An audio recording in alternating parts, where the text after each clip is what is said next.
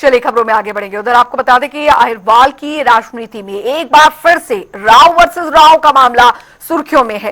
कारण है मानेसर नगर निगम में सीनियर डिप्टी मेयर और डिप्टी मेयर पद पर चुनाव न हो पाना। रिपोर्ट्स के मुताबिक केंद्रीय मंत्री और कैबिनेट मंत्री के बीच खींचतान ने कई पार्षदों को अंडरग्राउंड कर दिया है। क्या है पूरा मामला, आप इस रिपोर्ट में देखें।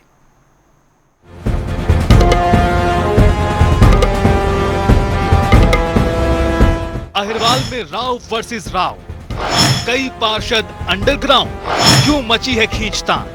मानेसर नगर निगम में सीनियर डिप्टी मेयर और डिप्टी मेयर के चुनाव को लेकर चल रहा सियासी घमासान बढ़ता ही जा रहा है।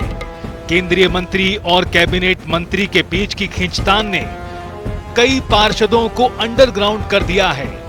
कई पार्षदों के मोबाइल फोन बंद आ रहे हैं, जिससे गुरुग्राम की राजनीति में हलचलें तेज हैं।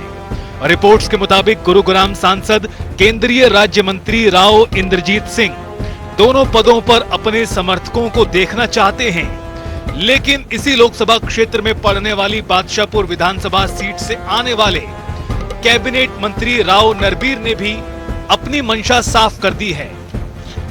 हाल ही में उन्होंने 7 पार्षदों को मुख्यमंत्री की मौजूदगी में बीजेपी में शामिल कराया था, जिससे निगम का समीकरण पूरी तरह बदल चुका है। एक तरफ निर्दलीय गुट है तो दूसरी तरफ बीजेपी और समर्थित पार्षद। मानेसर नगर निगम में कुल 20 पार्षद हैं, 7 बीजेपी पार्षद और 13 निर्दलीय पार्षद हैं। निर्दलीय पार्षदों में से 7 बीजेपी में शामिल हुए। कुछ निर्दलीय और बीजेपी पार्षद राव इंद्रजीत खेमे में। दोनों खेमों ने अपने समर्थकों को किया अंडरग्राउंड। सूत्रों के अनुसार पार्षदों को टूट से बचाने के लिए किया गया अंडरग्राउंड। सूत्रों के अनुसार दोनों खेमों ने पार्षदों को शहर से बाहर भेज दिया है। सूत्र कहते हैं कि 10 पार्षद राव नरबीर के संपर्क में हैं, तो वहीं 10 पार्षद राव इंद्रजीत खेमे के साथ हैं। निगम की निर्दलीय मेयर राव इंद्रजीत सिंह की समर्थक हैं। मीडिया रिपोर्ट्स के मुताबिक दोनों ही खेमे यानी निर्दलीय और बीजेपी पार्षदों में सेंधमारी कर रहे हैं। ऐसे में पार्षदों के टूट का खतरा था, इसलिए पार्षद अंडरग्राउंड हो गए और उनके मोबाइल फोन भी बंद आ रहे हैं। मेयर चुनाव में डॉक्टर इंद्रजीत कौर, जो खुद को राव इंद्रजीत सिंह की समर्थक बताती हैं, उन्होंने बीजेपी के सुंदरलाल यादव को हराया था।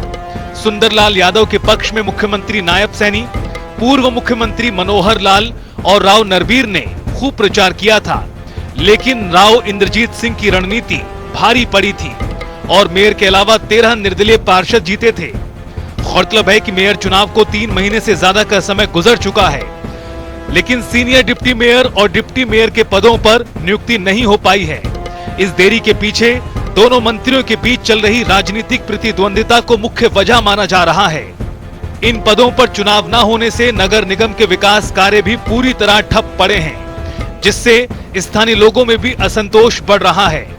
सब कुछ अंदर खाने हैं, मंच से अपनी ताकत दिखाने के प्रयास किए गए हैं।